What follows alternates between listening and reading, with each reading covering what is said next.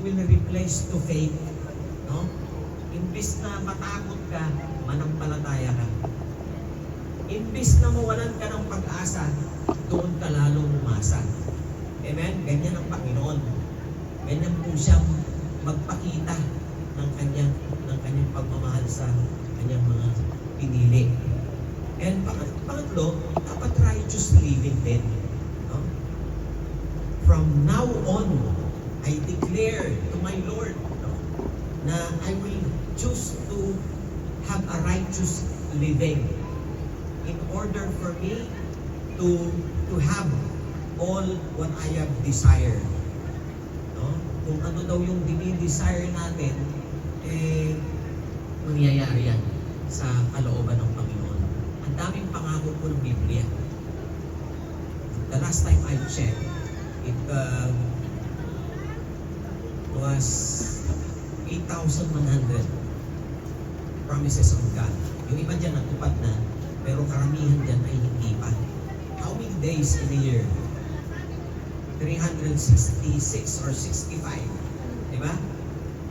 In every day, doon sa 8,000 na promises ng Panginoon sa lahat, ito hindi pinangako sa ibang tao. Pinangako ito sa lahat ng nagbigay ng buhay sa Kanya. Amen? Imagine, ilang promises ang kailangan ng tao in a 365 days to make him happy, to make her happy. Kayo, tanungin niyo yung sarili ninyo, ilang pangako ng Panginoon? Hindi, bago mo ba tanungin ninyo ito, alam niyo ba yung mga pangako ng Panginoon? Yan. Okay, ang pangako po ng Panginoon matatagpuan sa salita po ng Panginoon. That is the reason why we are searching, all of us, every week. We're searching for His promises, for His messages. Kasi hindi lang po yung messages. May nakapaloob po dyan na pangako ang Panginoon. Like what? I will give you one.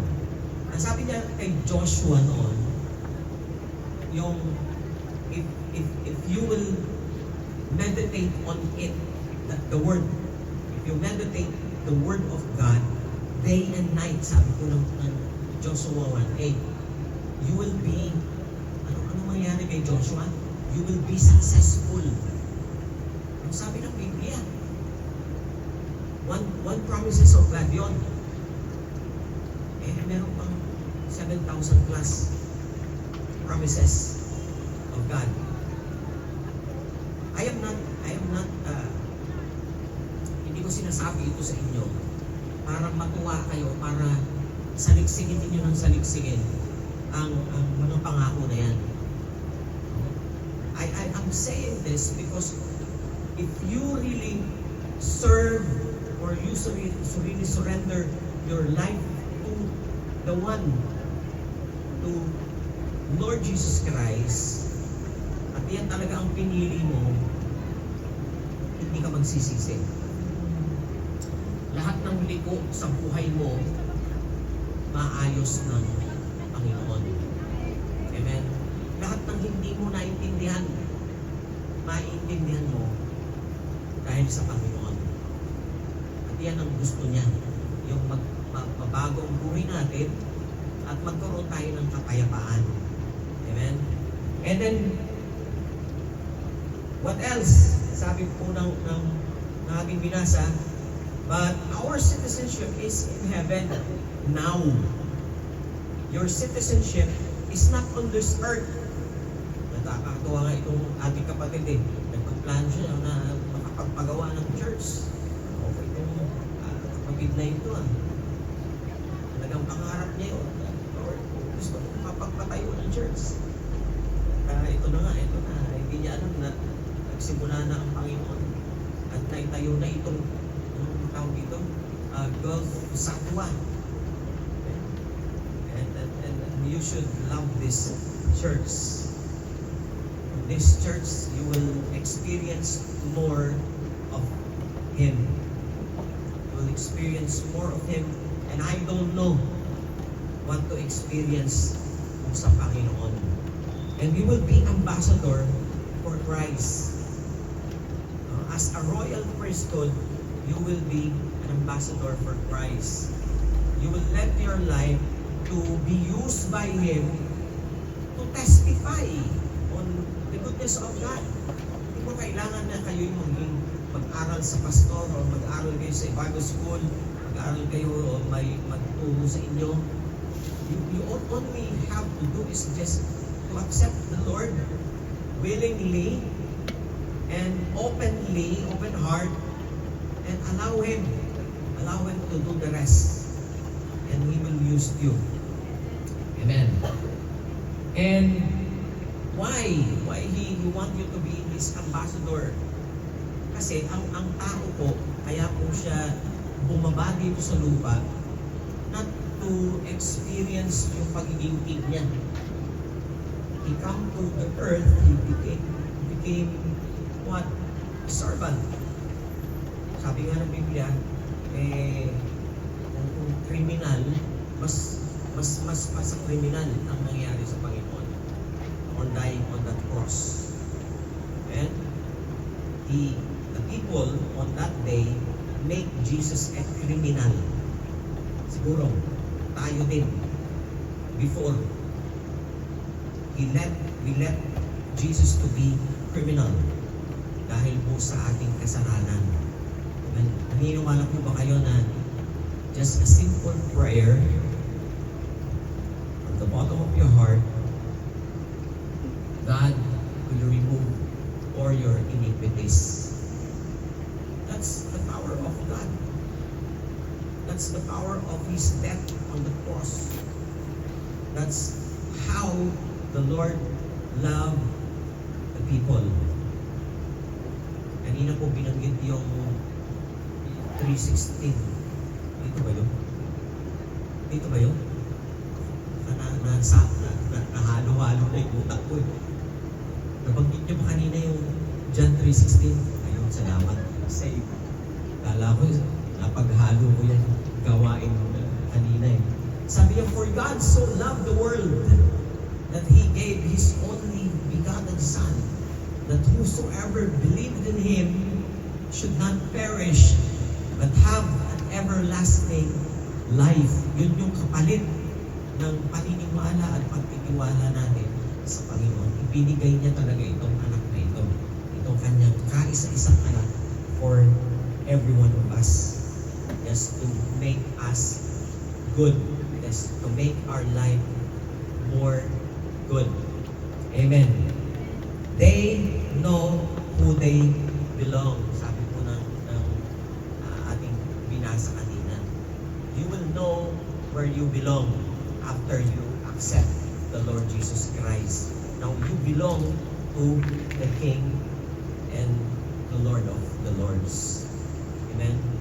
The King of Kings. You belong. Your life now belong to God.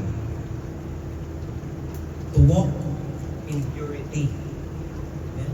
Para maglakad tayo sa may kalinisan. Kahit anong problema meron tayo, sabi ko sa inyo, God has all the answers of every problem. Kaya salamat sa problema. Dahil sa problema yan, natuto tayong lumapit sa Panginoon. Di ba? Pero yung ibang tao siguro, yung iba, magkukuhanin na yung buhay. Pero habang nabubuhay pa tayo, habang tayo'y nagigising pa sa umaga, ibig sabihin yan, meron pa tayong pag-asa. Okay? Sino ba rito may utang? Ayaw umamin, sige. Sino dito yung may credit card? Yung iba wala. Ganun na. Parang ako, wala akong credit card. Hindi ako binibigyan ng credit card eh. Ayaw tanggapin. Kaya ayaw tanggapin. Ako na nga nag-a-apply. Ayaw pa rin ako tanggapin. Gusto nila yung dati ka nang may credit card o may credit card ginagamit. Ba't ano bang idea yan? Kasi po ako ay business partner. Kaya hindi mo ako binibigyan ng credit card. business po namin ay 2018 pa. Hanggang ngayon may business pa rin. Salamat sa Panginoon for the system na ginamit ng Panginoon para po sa company na yan. And to make this yan, hanggang 30 minutes lang siguro ako. Hindi. Anong oras ba ako? Okay. They are grounded, to be grounded in the Word of God. Amen. As a kingdom people, okay, whether you like it or not, after this, you will become a kingdom people. Bakit po sinabing after this? Kasi po, bago tayo matapos, I will encourage you to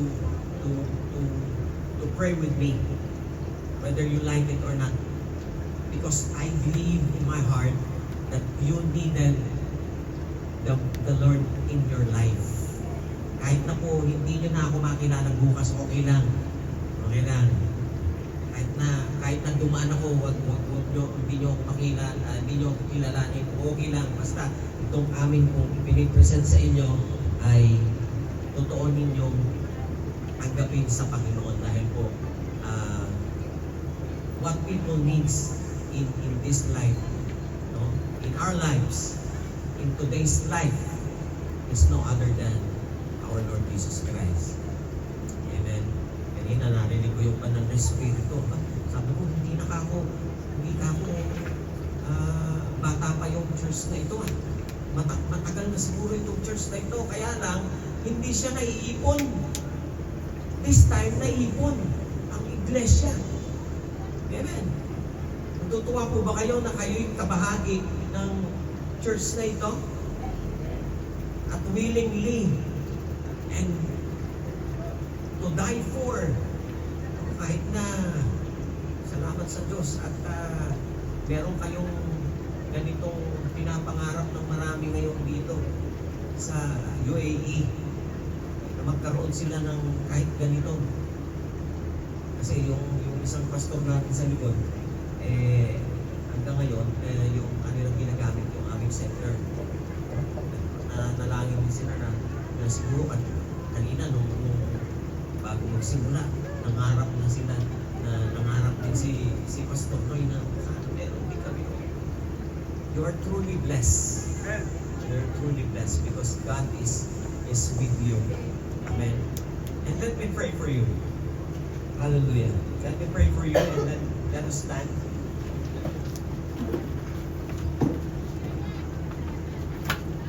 Everyone, ngayong pong gabi, inaanyayahan ko po ang bawat isa sa inyo from the bottom of your heart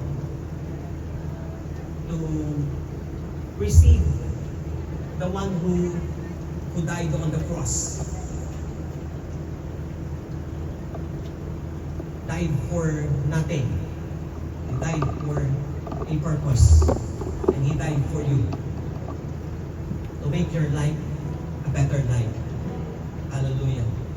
Lord Jesus, sa pangalan mo, O Diyos, hallelujah, niluluwalhati, pinapasalamatan ka namin, Panginoon, sa gabing ito. Pinatanggap po namin ang inyo pong anak na si Jesus sa aming buhay. Patawarin niyo po kami sa aming mga nagawa na pagkakamali, kasalanan, mula pa nung kami mga bata, Panginoon. Lord God, sa gabi pong ito, inihanda po namin ang aming sarili upang kami ay mapabilang sa iyong kaharian. Tatanggapin po namin ang iyong pong hamon sa buhay namin. Tatanggapin namin, Panginoon, ang iyong Panginoon, pagiging Panginoon sa buhay namin, O Diyos. Gamitin mo po kami ng ayon sa iyong kalooban, O Diyos.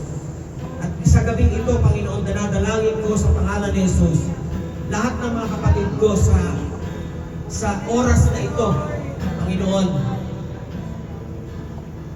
nananalangin, Panginoon, ng pagsuko sa inyo pong banal na pangalan. Pagkilala sa inyo, Panginoon, gamitin mo po sila. Kung meron man po sila, mga Panginoon, na sa kasalukuyan may hinaharap, Panginoon, naniniwala po ako sa pangalan ni Jesus na you will answer on every one problems of them, Lord God. Para po magamit po sila according to your purpose. Lord Jesus, maraming salamat po sa bawat isa, O Diyos, na gagamitin mo sa lugar na ito, Panginoon. Hallelujah. Ikaw ang pinupuri namin, pinapasalamatan namin, at dinadakila namin. Hallelujah. Sa pangalan ni Jesus. Sa pangalan ni Jesus. Hallelujah. Maraming salamat po, O Diyos, sa mga may sakit, aking dalangin, O Diyos, sa pangalan ni Jesus. Ikaw, Panginoon, ang siyang patuloy na humipo sa kanila. Sa mga may problema, physical, sa spiritual, maging sa financial, Lord God, katagpuin mo po ang pangangailangan nila nito, O Diyos. At mangyari ang iyong kapangyarihan sa kanilang buhay. Mula ngayon, hanggang sa ikaw ay dumating na, O Diyos. Maraming salamat po. Bigyan mo po ang bawat isa ng kapahingahan, hallelujah, ng peace not only in their mind, Lord God, but also in their heart. Hallelujah. Peace in their lives. Hallelujah. Gabayan mo rin, Panginoon, ang mga labi ng mga naririto, Panginoon, upang magamit mo sa pagpapatotoo, Panginoon, sa kanilang buhay. O Diyos, maging ang kanilang pamilya, Panginoon. Yung aming dalangin, O Diyos, ang aming mga pamilya, ito man ay hindi namin kasama, Panginoon. Naniniwala po kami sa pangalan mo, Panginoong Jesus. Hallelujah. You will come to our house, Lord God. You will come to our family, Lord Jesus. Hallelujah. And that's what we believe. That's what we believe, oh God. And this is our prayer. And this is our thanksgiving. In Jesus' holy mighty name. Amen and amen. Hallelujah. Salamat.